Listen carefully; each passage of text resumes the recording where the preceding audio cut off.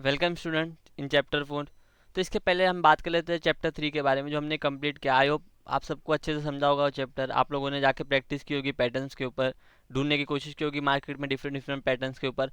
अब ये चौथा चैप्टर है। ये वेटेज मार्क्स तो बहुत इंपॉर्टेंट ही है, 20 मार्क्स का वेटेज रखता है। ये भी बहुत इंपॉर्टेंट चैप्टर है बिकॉज इसमें आप कुछ नई चीज़ें सीखने वाले हो। इसमें नॉर्मली हम सपोर्ट रेजिस्टेंस के बारे में बात नहीं करने वाले। ये एक इंडिकेटर, देखो इस चैप्टर का नाम है मेजर इंडिकेटर एंड ऑस्किलेटर। अभी इंडिकेटर होता क्या है, जैसे देखो हम कोई कार चलाते हैं तो गाड़ी ड्राइव करते वक्त हमारे पास क्या होता है, हैंडल होता है और ब्रेक होता है। बट हमारे गाड़ी के साइड साइड में इंडिकेटर होता है, हम इंडिकेट करते हैं कि हम लेफ्ट साइड जाएंगे या राइट साइड जाएंगे। वैसे ही सेम मार्केट में सपोर्ट रजिस्टर ये सब मेन चीज़ें, स्टेयरिंग के टाइप चीज़ें कि गाड़ी में गियर स्टेयरिंग होता है, वैसी चीज़ें हैं। और जो यहाँ पे इंडिकेटर होता है वो बताता है, प्रिडिक्ट करने की कोशिश करता है या तो कंफर्मेशन करने की कोशिश करता है कि मार्केट किस डायरेक्शन में जाएगा। जैसे अभी हम इंडिकेट करके गाड़ी को राइट साइड दिखाते हैं तो हम राइट साइड टर्न लेते हैं, वैसे ही मार्केट इंडिकेटर से हम इंडिकेट कराने की कोशिश करते हैं कि पता करने की कोशिश करते हैं कि किधर जाएगा मार्केट। अभी पढ़ते हैं इस चैप्टर के बारे में, और बहुत इंपॉर्टेंट चैप्टर है, 20 मार्क्स का वेटेज रखता है ये चैप्टर। और बहुत सारे क्वेश्चन आते हैं इस चैप्टर से। देखो पहला क्वेश्चन है कि what does a technical indicator offer. देखो technical indicator use in different different perspective from which stock price can be analyzed by the technical indicator provide a unique outlet to strength and direction of the underlying price and action for a time frame। तो ये देखो ये strength provide करता है। इसमें हम किस लिए इंडिकेटर यूज़ करते हैं, कंफर्मेशन करने के लिए या अलर्ट पाने के लिए, या तो फिर हम किसी प्रिडिक्ट करने के लिए कि फ्यूचर में प्राइस क्या होगा, हम इसके लिए इंडिकेटर यूज़ करते हैं। अभी इसमें बहुत सारे इंडिकेटर होते हैं, मार्केट में ऑलमोस्ट बहुत ज़्यादा ही इंडिकेटर है और सबके अलग अलग पैरामीटर है। सबने अपने हिसाब से बनाया कि कौन सा इंडिकेटर यूज़ करने पे अच्छा हमको रिजल्ट मिल रहा है, कौन सा नहीं होता है। और कई लोग इसको कैसे यूज़ करते हैं, देखो वो प्राइस एक्शन देखते हैं और डिफरेंट डिफरेंट थिंग देखते हैं, सपोर्ट रेजिस्टेंस देखते हैं। उसके बाद वो इंडिकेटर देखते हैं कि कंफर्मेशन करने के लिए कि हाँ इंडिकेटर बता रहा है अगर ऊपर जाना है। तो फिर वो क्या होता है, उनका एक डिसीजन जो होता है वो डिसीजन लेने के लिए वो क्या अभी अच्छे से डिसीजन ले पाएंगे। मतलब समझ जाओ आप लोग, लाइक कि अगर उनको श्योरिटी है कि 80% चांस है ऊपर और इंडिकेटर भी बोल रहा है हाँ ऊपर जाएगा, तो वो अभी 100% गारंटी हो जाएंगे कि हाँ अभी ये ऊपर जा सकता है ऐसा। देखो वाई यूज है indicator. Technical indicator broadly serve three function: to alert, to confirmation and to predict. Indicator act as a alert to study the price action, sometimes also signal worst break of support. जैसा मैंने देखो आपको बोला कि alert के लिए, confirmation के लिए और प्रिडिक्ट के लिए, प्रिडिक्शन करने के लिए ये हम यूज़ किए जाते हैं इंडिकेटर। अभी इसमें देखो टिप्स है यूजिंग करने के, इसके टिप्स भी होते हैं। जैसा मैंने आपको टिप बताया कि सिंगल इंडिकेटर यूज कर ही नहीं करता, मतलब ये करना भी नहीं चाहिए कि आप जस्ट इंडिकेटर देख के ट्रेड ले रहे हो। ऐसा बहुत कम लोग मार्केट में करते हैं, लोग इसको कंफर्मेशन के ही जैसा ज़्यादातर यूज़ करते हैं। देखो there the large number of technical indicator can be use to the assist your you in selection of the stock and in tracking the right entry and exit point. In short, indicator indicate that, but it doesn't mean that trader should ignore the price action। जैसे मैंने आपको बोला कि आप indicator तो देखो but आपको price action ignore नहीं करना है, बिकॉज वो मेन चीज़ है, वो स्टेयरिंग है, वो गियर है, वो और सिर्फ सब चीज़ है। और वो इंडिकेटर क्या है, सिर्फ इंडिकेट कर रहा है जैसे गाड़ी में होता है वैसा। देखो अब focus slowly in indicator. Indicator just filter the price action with the formula as such the derivative not dot direct replicate the price action while applying the indicator the analyst should be calculator। देखो and consider what is the indicator saying about the price action security, is the price action getting stronger, it is getting weaker। जैसा मैंने आपको देखो पहले कहा कि आपको price action देखना बहुत ज़रूरी है। आप सिर्फ इंडिकेटर के बल पे आप कोई ट्रेड नहीं ले सकते, आपको पहले देखना है कि हाँ प्राइस क्या बोल रहा है। अगर प्राइस स्ट्रेंथ बता रहा है और इंडिकेटर भी आपका स्ट्रेंथ बता रहा है तो आप जाके वो ट्रेड ले सकते हो, तो आपको पता अच्छा लगे। अभी तो मार्केट में बहुत सारे इंडिकेटर है, उसके बारे में हम पढ़ते हैं और ये डिफरेंट डिफरेंट फार्मूला लगा के अलग अलग लोगों ने बनाया है। अब किसके लिए जो फेवरेबल होता है, जिसको जो अच्छा लगता है वो यूज़ करता है। देखो दो तरीके के इंडिकेटर होता है, लैगिंग लीडिंग इंडिकेटर और लैगिंग इंडिकेटर। अभी लीडिंग इंडिकेटर क्या होता है, देखो जो लीडिंग इंडिकेटर होते हैं ना वो लीड करते हैं ट्रेंड को। मतलब जैसे अभी अप ट्रेंड चल रहा है तो जो लीडिंग इंडिकेटर है ना वो आपको बताएगा कि हाँ ये अप ट्रेंड चल रहा है, ये स्ट्रेंथ बताएगा हाँ ये अप ट्रेंड चालू है। अगर डाउन ट्रेंड चल रहा है तो ये डाउन ट्रेंड के बारे में बताएगा कि हाँ डाउन ट्रेंड चालू है। अब लैगिंग इंडिकेटर क्या होता है, देखो लैगिंग इंडिकेटर वो होता है जो बताता है कि रिवर्सल बताता है। फॉर एग्जांपल जैसे लीडिंग इंडिकेटर बता रहा है हाँ अप ट्रेंड चालू है, अब ये जो लैगिंग इंडिकेटर है ना वो बताएगा कि अप ट्रेंड से डाउन ट्रेंड कब हो सकता है। मतलब जब ट्रेंड रिवर्सल, मतलब पूरा का पूरा ट्रेंड रिवर्स होगा ना, वो लैगिंग इंडिकेटर बताएगा। अभी इसमें भी डिफरेंट डिफरेंट है पढ़ते देखो। Leading indicator are design to be lead the price movement. Benefit of the leading indicator are early signing for the entry and exit, getting more signal allow to more opportunity to trade. जैसा मैंने आपको बोला, देखो ये price को lead करते हैं, movement को, जो मूवमेंट होता है ना प्राइस मूवमेंट, उसको लीड करते हैं. अब इसके बेनिफिट क्या है, इससे एंट्री एग्जिट मिलती है हमको और सिग्नल अलाउ करता है कि मोर अपॉर्चुनिटी फॉर ट्रेड. अभी देखो इसका पॉपुलर कौन कौन से लीडिंग इंडिकेटर है. देखो आर एस आई है, स्टॉक्स ऑस्किलेटर है, विलियम्स आर है, कॉमोडिटी चैनल इंडेक्स है और मूवमेंट आर एस आई, जैसा मैंने आपको कहा. ये 4-5 इंडिकेटर है जो बहुत फेमस है लीडिंग इंडिकेटर. इसके बारे में हम आगे बात करेंगे एक एक करके. इसके बारे में लीडिंग इंडिकेटर में आर एस आई के बारे में बात करेंगे, ऑस्किलेटर के बारे में बात करेंगे और ये विलियम्स आर के बारे में बात करेंगे. अभी लैगिंग इंडिकेटर पे आ जाते हैं. देखो lagging indicator are the indicator that would be follow the trend refer then the predict reversal. देखो ये फॉलो नहीं करते ट्रेंड को, ये उल्टा प्रिडिक्ट करते कि रिवर्सल कब हो सकता है. A lagging indicator follow an event. Those indicators work well when the price move is a relatively long trend. They don't warn you to upcoming change in price. They simply tell you what price are doing, falling, rising or falling, so that you can be accordingly moving average and MACD example of trend following and lagging indicator. देखो अभी क्या होता है, ये आपको बताते हैं कि मार्केट किस हिसाब से स्पीड से ऊपर जा रहा है. अभी जब मार्केट बहुत ज़्यादा स्पीड से ऊपर जाता है, एक ट्रेंड में बना है स्ट्रेंथ में, तो चांसेस है कि अब यहाँ से थोड़ी बहुत रिवर्सल हो सकती है, प्रॉफिट बुकिंग हो सकती है या फिर सेलर की एंट्री हो सकती है. तो ये लैगिंग इंडिकेटर बताता है. और इसका सबसे फेमस इंडिकेटर कौन सा है, वो MACD है. अभी इसके बारे में बात करेंगे पर्सनली MACD सबसे ज़्यादा यूज़ होता है इंडिकेटर. और एग्जाम में जो क्वेश्चन आते हैं ना, वो MACD से बहुत ज़्यादा क्वेश्चन आते हैं, डिफरेंट क्वेश्चन पूछते हैं उसमें से. अभी पहला जो है वो मूविंग एवरेज है. देखो मूविंग एवरेज बहुत सिंपल है. अभी मूविंग एवरेज होता क्या है, जैसे मैंने आपको बताया, देखो कोई चीज़ हिल ली है तो वो किस एवरेज से लिए वो हमको मूविंग एवरेज बताता है. अभी फॉर एग्जांपल समझो मूविंग एवरेज होता क्या है.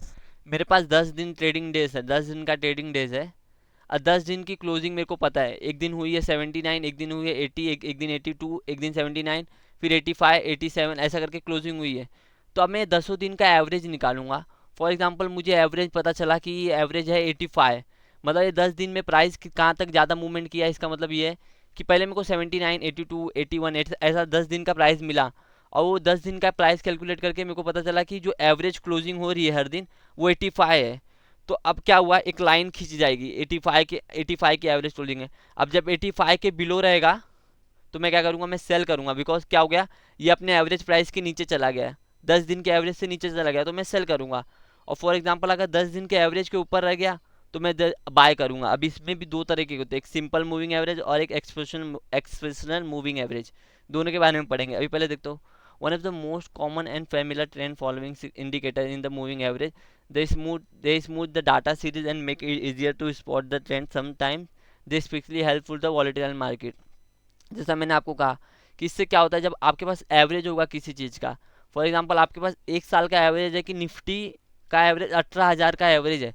अब जब निफ्टी 18,000 के नीचे जाएगी तो आप सोचोगे ना कि हाँ ये अपने एवरेज प्राइस के नीचे चला गया, इसका मतलब क्या है, स्ट्रेंथ कम है. अब जब अपने स्ट्रेंथ अब अपने 18,000 के ऊपर ही है, इसका मतलब स्ट्रेंथ है, अभी भी ट्रेंड चालू है, तो आप बाइंग करते ही जाओगे, ऐसा होता है.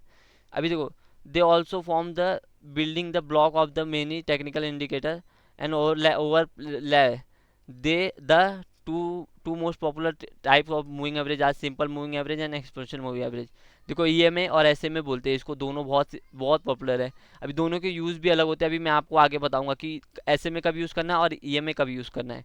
अभी देखो ऐसे में होता क्या है, जैसे सिंपल मूविंग एवरेज होता क्या है. फॉर एग्जांपल मेरे पास 5 दिन का डाटा है प्राइस का. एक दिन प्राइस था 40, एक दिन था 60 और एक दिन था 50 और एक दिन था 40 और एक दिन था 60. तो अब मेरे को एवरेज पता चल रहा है कि 50 के आसपास का एवरेज प्राइस बन रही है सिंपल मूविंग. अगर मैं सिंपली एवरेज करूँ इस दिन को, इस दिन को, इस दिन को, इस दिन को, तो 5 दिन का एवरेज निकाल के मेरे को लग रहा है 50 का एवरेज बन रहा है फॉर एग्जांपल. तो अब क्या होगा, 50 सिंपल मूविंग एवरेज यही करता है कि वो सिंपली हर हर कैंडल को, मतलब फॉर एग्जांपल एक कैंडल 50 पे क्लोज हुई, एक कैंडल 40 पे, एक कैंडल ऐसे, तो वो हर दिन को एक ही वेटेज देगा. मतलब जैसे इसको आज आज इसको इतना वेट 50% वेटेज है तो इसको 50% वेटेज, 50% वेटेज, सबको एक ही तरह का वेटेज देके एक एवरेज निकालेगा, उसको कहेंगे सिंपल मूविंग एवरेज. तो देखो इससे क्या होता है, सिंपल मूविंग एवरेज जब आप निकालते हो ना तो आपको लॉन्ग टर्म मार्केट देखने में ना बहुत आसानी होती है. जैसे अब मेरे को 1-2 साल का डाटा देखना है तो मैं सिंपल मूविंग एवरेज का डाटा देख लूँगा कि सिंपल मूविंग एवरेज क्या बोल रहा है कि प्राइस एक साल में किस किस पे था, मतलब कहाँ ज़्यादा मूवमेंट नहीं हुआ. तो मुझे पता चल जाएगा हाँ कि 5 साल का या फिर 1 साल का मूविंग, 1 साल का एवरेज प्राइस निफ्टी का ये है या किसी स्टॉक का ये है, तो वो सिंपल मूविंग एवरेज से अच्छे से पता चलता है। देखो, a simple moving average is form by the computing the average mean price of securities over the specified number of period is place the equal value in every price time is can selected while it's possible to create a moving average from the open high low data, most of the average created by using a देखो closing price, जैसे मैंने आपको बोला देखो most of the जो भी होता है मूविंग एवरेज वो सिर्फ क्लोजिंग डाटा पकड़ के ही बनता है। फॉर एग्जाम्पल देखो 5 day moving simple average calculated by adding the closing price of last Friday and building the total by 5, dividing the total by 5। अभी देखो एक्सपेंशन मूविंग एवरेज क्या होता है, एक्सपेंशन मूविंग एवरेज क्या होता है, सिंपल मूविंग एवरेज जैसा ही रहता है, बट ये ना वेटेज अलग अलग देता है। जैसे आज रिसेंट डाटा को ना, जैसे मतलब आज के दिन है क्लोजिंग, आज के क्लोजिंग को ज़्यादा वेटेज देगा, फिर उसके दिन पिछले दिन को कम, उसके पिछले दिन को और कम, उसके पिछले दिन को और कम, उसके पिछले दिन को और कम। ऐसे धीरे धीरे जो वेटेज होता है ना वो धीरे धीरे धीरे धीरे पीछे साइड कम कर देता है, और जितना आगे का डाटा रहेगा उतना ज़्यादा वेटेज देता है। देखो exponential moving average also called as the exponentially weighted moving average is calculated by the applying the more weightage to the recent price relative to the older price in order to the reduce the ledge in simple moving averages, technical offense to use the moving average। देखो expansion moving average कब use करना चाहिए और simple moving average कब, जब आपको बहुत बड़ा डाटा देखना है, मतलब 1 साल या उसके ज़्यादा डाटा देखना है, तो आपको एक्सपेंशन मूविंग, उसके बाद सिंपल मूविंग एवरेज देखना चाहिए। बट आपको अगर रिसेंट देखना है कि मार्केट में कल या परसों आप इंट्राडे ट्रेडर हो, आप स्विंग ट्रेडर हो, तो आपको एक्सपेंशन मूविंग एवरेज देखना चाहिए, क्योंकि आपके लिए जो रिसेंट डाटा होगा, मतलब जो कल का डाटा आज का डाटा, वो ज़्यादा इंपॉर्टेंट करेगा ना, बिकॉज आपकी ट्रेडिंग तो 1-2 दिन के अंदर ही कंप्लीट हो जाएगी, तो आपके लिए वो रिसेंट डाटा इंपॉर्टेंट होगा। बट आप जब बहुत बड़े टाइम फ्रेम पे देखोगे, बहुत लास्ट टाइम का देखोगे, तो आपके लिए पिछला डाटा, उसके पहले का डाटा, सारा डाटा इंपॉर्टेंट है, तो आप सिंपल मूविंग एवरेज यूज़ कर सकते हो। बहुत सारे इन्वेस्टर यूज़ करते हैं सिंपल मूविंग एवरेज, 200 ये में 200 ऐसे में लगाते हैं और यूज़ करते हैं। 200 डे का मूविंग एवरेज देखते हैं कि प्राइस किधर था, अगर प्राइस 200 मूविंग एवरेज के नीचे है तो वो सेल करते हैं, और अगर उसके ऊपर है तो बाय करते हैं। अभी जैसे पिक्चर में देखो, यहाँ पे देखो इसका कैलकुलेट करने का फॉर्मूला लिखा है ईएमए का। देखो करंट प्राइस को डिवाइड करने का, फिर ईएमए का प्रीवियस आया गया उसको मल्टीप्लाई करने का, प्लस ईएमए प्रीवियस क्या था वो। अभी तो एक इतना कॉम्प्लिकेटेड फॉर्मूला याद करने की जरूरत नहीं है, एग्जाम में पूछता भी नहीं है, और ये जो भी है आपको ट्रेडिंग व्यू पे आराम से मिल जाएगा, तो इतना फॉर्मूला का चिंता मत करो। अभी देखो यहाँ पे देखो सिंपल मूविंग एवरेज और एक्सपेंशन मूविंग एवरेज में क्या फ़र्क है। देखो जो ब्लैक वाला है लाइन है वो एक्सपेंशन मूविंग एवरेज है, और जो रेड वाला है वो सिंपल मूविंग एवरेज है। अभी देखो ये जो एस एम ए है, ई एम ए है, वो देखो कितना प्राइस से चिपक के चल रहा है, और जो एस एम ए वो थोड़ा ऊपर नीचे चल रहा है, बिकॉज ई एम ए के पास क्या है, रिसेंट प्राइस डाटा है, तो वो थोड़ा सा पास में ही चलेगा, और ऐसे में थोड़ा सा दूर चलेगा, ये एक मेजर डिफरेंस है। अभी देखो इधर लिखा है विच इज़ बेटर, जैसा मैंने आपको कहा, देखो आपके ये आपके ऊपर डिपेंड करता है कि आप करना देखना क्या चाह रहे हो। अगर आप इन्वेस्टर के पॉइंट ऑफ व्यू देखना चाह रहे हैं, आप लॉन्ग टर्म देखना चाह रहे हैं, इन्वेस्ट करना चाह रहे हो, तो आपको क्या देखना चाहिए, ऐसे में। और अगर आप इंट्राडे या फिर स्विंग ट्रेडिंग के लिए देखना चाह रहे हो तो आपके लिए ईएमए बेस्ट होगा। देखो the choose of the moving average depend on the various factor like your trading frequency, investing style, stock which is trade by you. The simple moving average obviously has the lag, but exponential moving average may be the prone to quicker break. Some trader prefers to use exponential moving average for short term time period to capture the change quickly। जैसा मैंने आपको कहा, देखो अगर long term देखना है तो SMA, और शॉर्ट टर्म देखना है तो फिर EMA। Some investors prefer a simple moving average over a long term period, identifies the long trend change in addition to much depend on the individual securities। 50 moving average में भी work get है, हाँ ये देखो ये important point है। अभी क्या होता है समटाइम हर स्टॉक्स में भी थोड़े थोड़े डिफरेंट होते हैं। अभी फॉर एग्जांपल कोई स्टॉक में 15 मूविंग एवरेज ज़्यादा इंपॉर्टेंट है 200 से भी, किस में 200 इंपॉर्टेंट है, तो वो आपको कब पता चलेगा, जैसे जैसे आप स्टॉक्स में घुसोगे, जैसे जैसे आप देखना चालू करोगे, एनालाइज करना चालू होगे, तो आपको ऑटोमेटिक पता चलना चालू हो जाएगा कि कौन से स्टॉक में कौन सा ईएमए, कौन सा एसएमए अच्छा वर्क करता है। तो वो आपके ऊपर है, वो आप जब से नॉलेज लोगे वैसे वैसे समझेगा, ये कहीं लिखा नहीं है, ये आपको खुद ही जनरेट करना पड़ेगा नॉलेज। अभी देखो ट्रेंड फॉलोइंग इंडिकेटर, जैसा मैंने कहा कि ये ट्रेंड फॉलोइंग इंडिकेटर है, ये ट्रेंड को फॉलो करता है मूविंग एवरेज, बिकॉज ये हर दिन का एवरेज निकाल रहा है, डाटा निकाला, तो ये एक ट्रेंड को फॉलो कर रहा है। जैसे ही अगर वो मूविंग एवरेज के नीचे गया तो फिर ये ट्रेंड रिवर्सल बताता है। देखो moving average are use to determine the direction of trend and basic many trend following system moving average smooth out the data series and make it easier to identify the direction of trend. जैसे मैंने कहा देखो ये अब सारे data को निकाल के एकदम ईजी कर देता है, आपको बता देता है क्या प्राइस चल रहा है मार्केट में और किस इसके ऊपर है, इसका मतलब है कि प्राइस अप ट्रेंड में है। एंड व्हेन टू यूज अभी देखो because of moving average is trend following indicator you should use in when the security is trending. Application of moving average would be the employee when the securities move in trading range.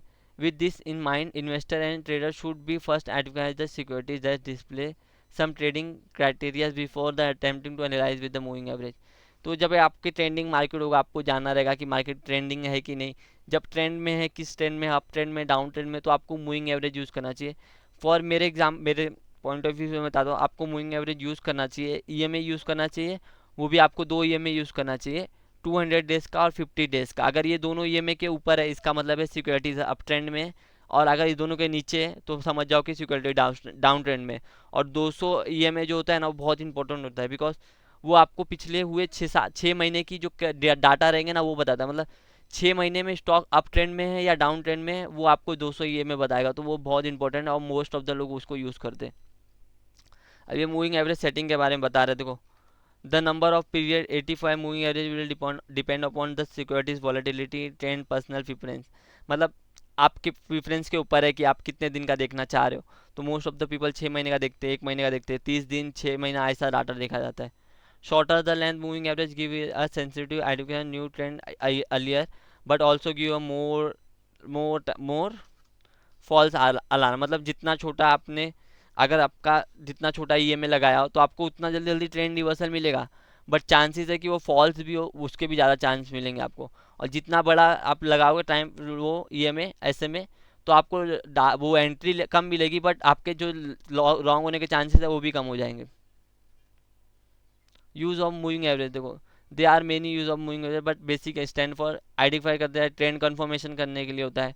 Support resistance जैसा मैंने आपको बोला 200 EMA support है बहुत अच्छा, resistance के लिए होता है, कन्फर्मेशन के लिए होता है, ट्रेडिंग सिस्टम के लिए होता है।